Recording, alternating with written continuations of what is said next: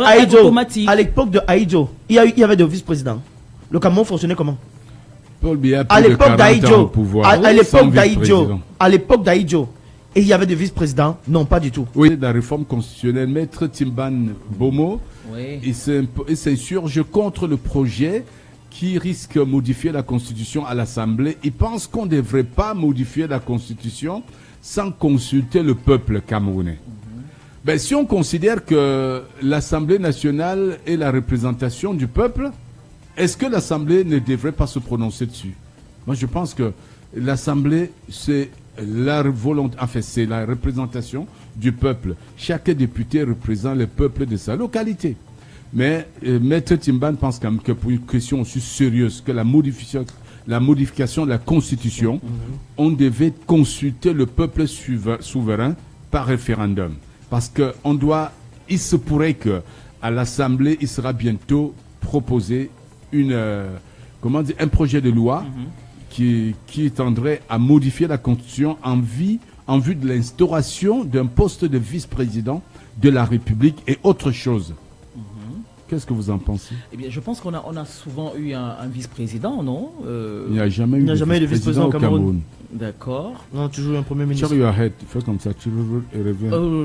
Ok, oui, j'ai fait ça. Il n'y a jamais eu de vice-président. Ok, d'accord. Il se fut dans les années 60. Nous avions des postes de vice-président qui étaient réservés à la zone anglophone. Oui. On se souvient de Ndjongu Foncha, Ndjongu Foncha qui fut vice-président de la République, mais après la modification, après plusieurs modifications, ce poste a purement et simplement disparu.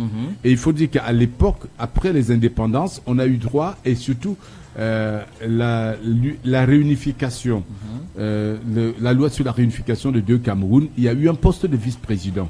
Maintenant, depuis l'unification de 1972, il n'y a plus de poste de vice-président. Vous voyez donc que je n'ai pas rêvé. Vous voyez donc que je n'ai pas rêvé. Il y a souvent eu le poste de vice-président. C'est un passé trop lointain. Oui, mais ça reste un passé quand même. Et puis moi, je crois que ce serait bien que la postérité sache, que la postérité connaisse, que la postérité sache que il y a eu justement que ce poste-là a souvent été occupé, même s'il y a eu des réformes. Parce que c'est bien pour que les gens sachent, parce que l'histoire est basée sur les faits. Même si on dit que l'histoire est la mère de la répétition. Eh bien, alors, si le Cameroun aujourd'hui veut qu'il y ait encore un poste de vice-président, je ne sais pas où est le problème. Parce que, en admettant que le président ne soit pas là, il faut bien que ce poste-là soit occupé par quelqu'un qui puisse assurer justement la vacation. Qu'est-ce que tu en penses, Jordan? Non, déjà, moi, j'ai une position autre que ce que pensent d'autres personnes, parce que je l'ai mentionné chez les Penses la semaine dernière, où je vous disais que ce poste de vice-président, pour moi, c'est... Il est superflu, tu crois? Non, c'est alarmant, en fait. Pourquoi? C'est alarmant parce que ça montre, effectivement, pour moi, ça montre que nous sommes presque dans un état d'urgence. Vous savez, quand un leader, on essaie de donner une fonction auxiliaire pour un autre poste en dessous du poste d'un leader, véritablement, ça montre qu'il y a une défaillance quelque part, véritablement. Et il savait même aussi que dans ce poste, il peut arriver qu'on ait effectivement deux postes. Celui d'un vice-président à la vacance et celui d'un vice-président assistant. Véritablement, ce sont des choses qui, à un moment, moi, sont mes cœurs, parce que voir le Cameroun aller de la sorte ou encore fonctionner de cette manière, parce qu'on compte effectivement sur un poste de vice-président. Pourquoi avoir recours à un poste de vice-président? Tout simplement, peut-être, je veux juste dire que ça peut laisser sous-entendre qu'effectivement, le président en question n'est plus apte. Et là, effectivement, il faudrait quelqu'un pour venir remplacer. Moi, je pense que ce n'est pas une question d'aptitude du président, c'est une question de réorganisation constitutionnelle du fonctionnement de l'État. Il faut dire que ce n'est pas une nouveauté. Et ce n'est pas... ça a existé à l'époque, pas parce qu'un président était incapable d'exercer ses fonctions, parce que la nécessité du moment imposait ce poste. Aujourd'hui, on est en droit de se poser quelle est l'urgence de restaurer le poste de vice-président. Et maintenant, je vais rappeler juste l'histoire. le Cameroun a connu des vice-présidents dans la période allant de 1961 à 1972, comme nous l'avons rappelé, sous la constitution du 1er septembre 61. Le Cameroun était une république fédérale composée de 2 États. Le Cameroun oriental, qui était francophone, et le Cameroun occidental, qui était anglophone. Le système prévoyait un vice-président issu, un président issu de l'un des États et un vice-président obligatoirement issu de l'autre État. Le dernier titulaire de ce poste de vice-président fut Salomon Tandemouna, qui a occupé donc le poste de vice-président de la République jusqu'en 1970, jusqu'à la suppression du poste. Donc jusqu'à 1970, voilà. La suppression lors du référendum de 1972, le 20 mai 1972, le président Amadou Ahidjo organise donc un référendum pour mettre fin au fédéralisme. La nouvelle constitution adoptée le 2 juin 1972 consacre donc la République unie du Cameroun. Cette réforme donc a centralisé tous les pouvoirs au profit de la présidence, supprimant ainsi les structures fédérales, y compris le poste de vice-président. Et du coup, le vice-président devenait le président de l'Assemblée. L'Assemblée nationale revenait donc à l'autre, à ce qui était considéré comme l'ancien État. Et on précise que le président Amadou Ahidjo a consulté le peuple, d'où l'inquiétude de Maître Timbane Bomo, qui pense qu'on ne devrait pas enfermer dans l'Assemblée nationale un sujet aussi important sur la modification de notre Constitution. Si effectivement cette Constitution doit être modifiée, on devrait consulter le peuple par voie référendaire. C'est quand même un sujet important à savoir si le Cameroun est d'accord pour le retour au poste de vice-président. Vu tout ce qui se passe actuellement au Cameroun, on est d'accord qu'il faudrait un vice-président au cas où, pour peut-être limiter les velléités de certains clans, parce qu'on assiste à des luttes de clans, il ne faut pas se le cacher. Notre pays, depuis pas mal de temps, est en proie à des bagarres de clans. Que ce soit sur le plan politique, économique, on assiste à des scènes inhabituelles dans notre pays. Pour un scanning au port de Douala, on a vu des vertes et des pas mûres, des positionnements stratégiques à la tête de certaines entreprises d'État, et tout ça, certains postes stratégiques, on nomme des proches. On est en train d'assister à ça.